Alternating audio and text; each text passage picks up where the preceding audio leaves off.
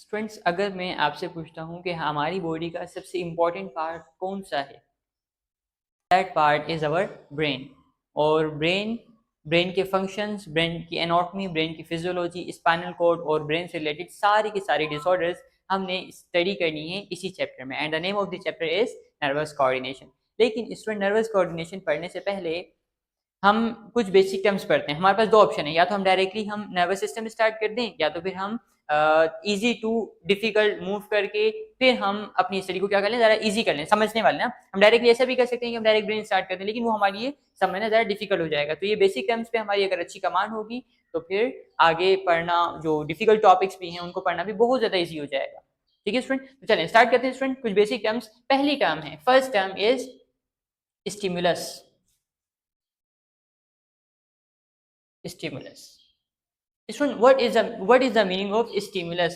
Students, अगर body में कोई भी चेंज आ रहा है या फिर हमारे इन्वायरमेंट में कोई भी चेंज आ रहा है, चेंज किस तरह हो सकता है कि अगर आपके इन्वायरमेंट में आप जा रहे हैं और टेम्परेचर कितना है, 30 डिग्री सेंटीग्रेड है, सडनली क्या होता है कि टेम्परेचर में फ्लक्चुएशन आती है, अप हो जाता है या डाउन हो जाता है। ठीक है, देयर इज अ चेंज, ये चेंज है।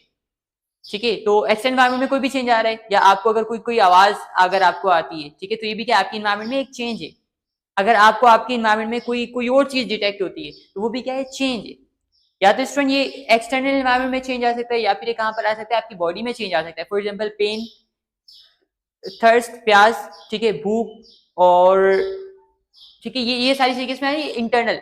या तो स्टिमुलस, स्टिमुलस का मतलब क्या है स्टूडेंट, कोई भी अगर चेंज आ रहा है, एनी चेंज कहां पर आ सकता है, या तो एक्सटर्नल एनवायरनमेंट में आ सकता है, या फिर कहां पर आ सकता है, हमारी बॉडी के अंदर। तो कोई भी चेंज आ रहा है, that change is called stimulus. ठीक है, एनी चेंज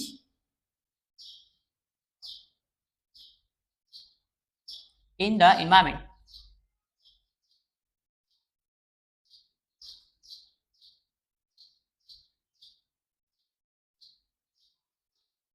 स्टूडेंट, बॉडी के अंदर कोई भी चेंज आ रहा है तो उसे हम कहते हैं, that change is called stimulus. ठीक है, बेसिक सिंपल टर्म है, बहुत ज्यादा सिंपल है। कोई भी चेंज आ रहा है, any kind of change is called stimulus. External stimulus भी हो सकता है और इंटरनल स्टिमुलस भी हो सकता है।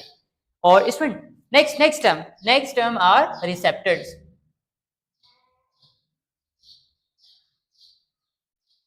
रिसेप्टर्स, ठीक है, next term are receptor. Student, अब आपसे क्वेश्चन है कि अगर कोई चेंज तो आ रहा है, चेंज आ रहा है, अब उस चेंज को डिटेक्ट कौन करता है? डिटेक्ट करने के लिए हमारी बॉडी में स्पेसिफिक सेल्स हैं, स्पेसिफिक पार्ट्स हैं, स्पेसिफिक ऑर्गन्स हैं उस चेंज को डिटेक्ट करने के लिए। फॉर एग्जांपल, अगर लाइट से रिलेटेड कोई अगर स्टिमुलस है, ठीक है, लाइट से रिलेटेड कोई स्टिमुलस है, उसको डिटेक्ट करने के लिए कौन से पार्ट है? उसको डिटेक्ट करने के लिए हमारी आईज है। ठीक है, हमारी स्किन तो लाइट को डिटेक्ट नहीं करती ना, तो हमारी आईज डिटेक्ट करती है लाइट को। अगर साउंड से रिलेटेड कोई चेंज है, उसको कौन से पार्ट डिटेक्ट करेंगे? हमारे एयर्स।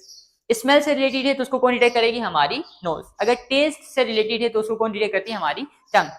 ठीक है, अगर टेम्परेचर से रिलेटेड है तो कौन डिटेक्ट करती है? हमारी skin.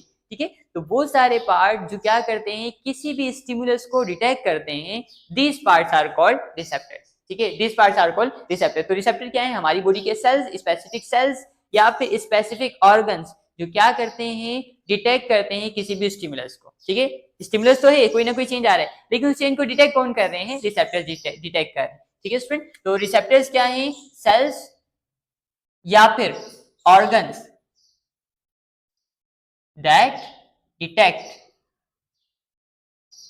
Any change, any stimulus भी हम कह सकते हैं, एनी स्टिमुलस। ठीक है स्टूडेंट, तो उन सेल्स को या उन पार्ट को हम, दीज आर कॉल्ड रिसेप्टर्स। ठीक है, रिसेप्टर वो हिस्से बॉडी के, वो पार्ट जो क्या करते हैं, किसी भी चेंज को डिटेक्ट करें, दीज आर कॉल्ड रिसेप्टर। अच्छा स्टूडेंट, नेक्स्ट टर्म क्या है? अब देखिए, फॉर एग्जांपल, अगर कोई चेंज हमने ऑब्जर्व किया, ठीक है, कोई चेंज हमने किस तरह से ऑब्जर्व किया कि हम अगर जा रहे हैं और फॉर एग्जांपल हमारे पाँव पर कोई अगर पिन लग जाए, ठीक है, तो ये तो चेंज आया ना, चेंज आया। ये चेंज क्या था कि वो पिन लग गई तो एक चेंज आ गया, पेन होगा हमें, वो स्टिमुलस हमें मिला है। अच्छा, अब क्या होगा? अब मेरी बॉडी, वो मैसेज आएगा हमारे ब्रेन तक, फिर हमारा ब्रेन क्या करता है, उसको कमांड देता है। ठीक है, मेरा ब्रेन किसको? मेरे हाथ को कमांड देगा कि क्या किया जाए, उस पिन को रिमूव किया जाए। ठीक है, तो अब कोई चेंज आया है, उसको डिटेक्ट किसने किया? मेरे रिसेप्टर ने। अब उसका रिस्पॉन्स कौन करेगा? ठीक है, रिस्पॉन्स के यही होता है ना, कोई भी स्टिमुलस मिलता है हमें, कोई भी स्टिमुलस मिलता है, ठीक है, ये मैसेज जाता है फिर ब्रेन के पास, और ब्रेन क्या करता है? ब्रेन फिर हम रिस्पॉन्स करते हैं। हम फिर करते हैं रिस्पॉन्स, ठीक है। स्टिमुलस का होता है रिस्पॉन्स। स्टिमुलस को डिटेक्ट किसने किया? रिसेप्टर्स ने, रिसेप्टर्स। अब इसका जो रिस्पॉन्स देंगे, जो रिस्पॉन्स देते हैं, these are called effectors. Effectors, ठीक है। इफेक्टर्स क्या करते हैं? हमारी इफेक्टर्स वो बॉडी के पार्ट्स हैं, वो ऑर्गन हैं जो रिस्पॉन्स के लिए हमारी बॉडी यूज करती है, ठीक है। स्टिमुलस कोई भी चेंज को डिटेक्ट कर रहे हैं, सॉरी, स्टिमुलस कोई भी चेंज है एनवायरमेंट में, रिसेप्टर्स उसको डिटेक्ट करने वाले सेल्स या पार्ट्स, और इफेक्टर्स क्या हैं? जिनके जरिए हम उसका रिस्पॉन्स दे रहे हैं, उस स्टिमुलस का रिस्पॉन्स दे रहे हैं। लिविंग की ये स्पेशलिटी है, ठीक है। लिविंग की स्पेशलिटी होती है कि वो क्या करते हैं? किसी न किसी स्टिमुलस का रिस्पॉन्स करते हैं। विदाउट रिस्पॉन्स ये नॉन लिविंग होते हैं, जो जिनकी एनवायरमेंट में कोई चेंज आए और वो उसका रिस्पॉन्स ना करें, ठीक है। फॉर एग्जाम्पल अगर कहीं आग लग जाती है, ठीक है, तो आप क्या क्या माइंड कहता है, क्या करना चाहिए? क्या माइंड कहता है?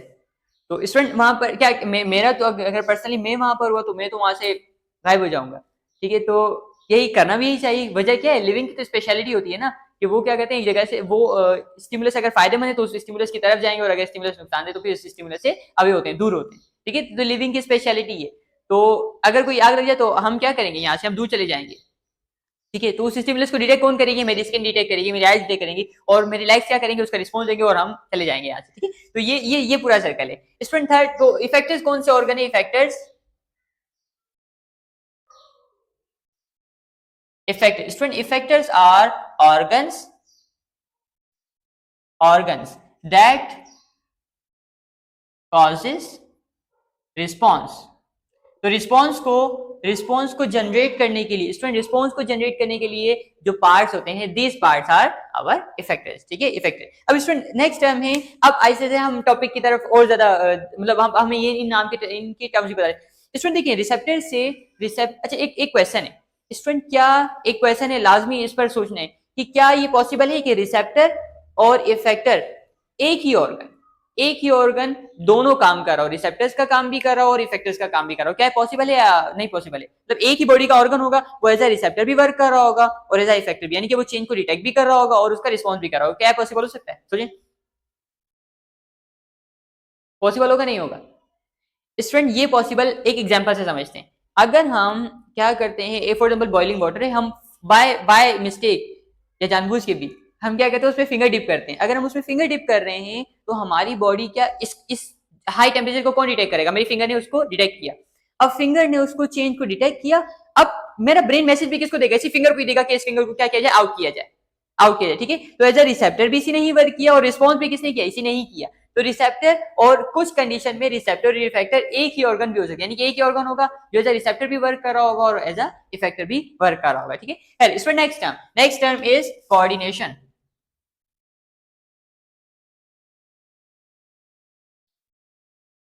कोऑर्डिनेशन, स्टूडेंट कोऑर्डिनेशन का क्या मतलब है? कोऑर्डिनेशन, अब देखिए ये मैसेज रिसेप्टर से मैसेज जा रहा है हमारी बॉडी में, सॉरी, रिसेप्टर ने डिटेक्ट किया, मैसेज जा रहा है हमारे ब्रेन में। अब ब्रेन से कहां पर जा रहा है? इफेक्टर पर जा रहा है, ठीक है। तो ये जो कनेक्शन है ना स्टूडेंट, एक ऑर्गन के साथ, एक ऑर्गन का दूसरे ऑर्गन के साथ, ये कनेक्शन, इस कनेक्शन को हम कहते हैं कोऑर्डिनेशन। हमारे बॉडी के ऑर्गन एक दूसरे के साथ कनेक्टेड है, इनडायरेक्टली कनेक्टेड है, ठीक है।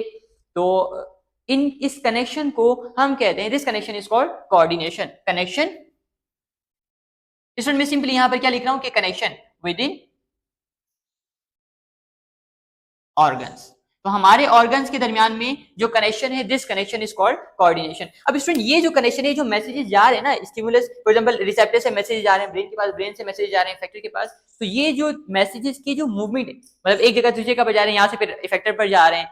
तो स्टूडेंट इससे हम, ये दो तरह से हो सकती है, दो तरह से ये coordination. There are two types of coordination. या तो ये किसी, या तो इंपल्स की फॉर्म में होगी। इंपल्स क्या होती है भी हमने पढ़ना है, ठीक है। या तो इंपल्स की फॉर्म में होगी, या सेकंड टर्म क्या है, ये हो सकती है कोई ना कोई केमिकल होगा, किसी केमिकल के जरिए, ठीक है। तो कोऑर्डिनेशन या तो नर्व इंपल्स के जरिए हो सकता है, या फिर इंपल्स के जरिए हो सकता है, या फिर केमिकल के जरिए। तो स्टूडेंट एक को हम कहते हैं, फर्स्ट वन इज कॉल्ड, अगर नर्व्स के जरिए हो रहा है, नर्व्स के जरिए हो रहा है, ठीक है, तो या sorry not nerves, nerve impulse के जरिए। अगर नर्व इंपल्स के जरिए हो रहा है या फिर किसके जरिए हो रहा होगा? स्पेसिफिक केमिकल्स के जरिए, ठीक है, केमिकल्स। स्टूडेंट इस तरह के कोऑर्डिनेशन को हम कहते हैं, this type of coordination is called, अगर मैसेजेस मूव कर रहे हो, ठीक है, रिसेप्टर से इफेक्टर, ब्रेन से फिर इफेक्टर, ठीक है, तो इस तरह के कोऑर्डिनेशन को हम कहते हैं nervous coordination. This coordination is called nervous coordination, nervous coordination, ठीक है। या अगर मैसेजेस मूव कर रहे होंगे किसकी फॉर्म में, with the help of chemicals, chemicals की फॉर्म में मूव कर रहे होंगे, ठीक है, तो इन्हें हम कहते हैं केमिकल कोऑर्डिनेशन, केमिकल कोऑर्डिनेशन, ठीक है स्टूडेंट। तो ये दो तरह का कोऑर्डिनेशन है। अच्छा, इसकी एक पूरी एक वसी एक वर्ल्ड है जिसमें हमने किसको स्टडी करना है, सिर्फ और सिर्फ नर्वस कोऑर्डिनेशन को। एक में हमने सिर्फ और सिर्फ स्टडी करना है केमिकल कोऑर्डिनेशन को, ठीक है। तो ये अलग चैप्टर अलग कैटेगरी से बिलोंग करते हैं और ये अलग चैप्टर अलग कैटेगरी। तो पहले हम स्टूडेंट हम क्या पढ़े, नर्वस कोऑर्डिनेशन, ठीक है। तो नर्वस कोऑर्डिनेशन को हमने इन डिटेल स्टडी करना है, ठीक है स्टूडेंट। तो आई होप ये अच्छे से समझ आया ना। अगेन रिपीट करता हूँ स्टूडेंट, स्टिमुलस क्या है, कोई भी चेंज आ रहा है बॉडी में, चाहे इंटरनल बॉडी में आ रहा है या एक्सटर्नल एनवायरनमेंट में आ रहा है, कोई भी चेंज आ रहा है, ठीक है, that change is called stimulus. अब उस चेंज को डिटेक्ट करने के लिए कौन से पार्ट हैं, this parts are called receptors, और उसका जो उस चेंज को डिटेक्ट किया रिसेप्टर ने, उसका जो रिस्पॉन्स कर रहे हैं, रिस्पॉन्स कौन कर रहे हैं, इफेक्टर्स।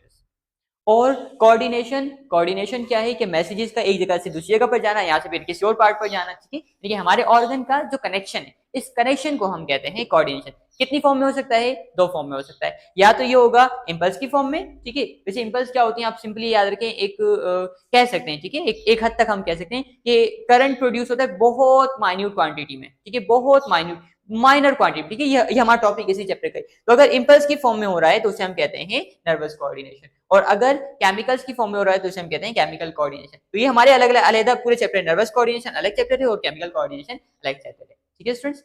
तो स्टूडेंट्स ये अभी इस वक्त सुबह के 5 बज रहे हैं और मैं 5 बजे ये वीडियो रिकॉर्ड कर रहा हूँ। तो मुझे इससे कोई मसला नहीं कि अगर मेरे स्टूडेंट्स के लिए मुझे 5 बजे वीडियो रिकॉर्ड करनी हो रही है, डजंट मैटर।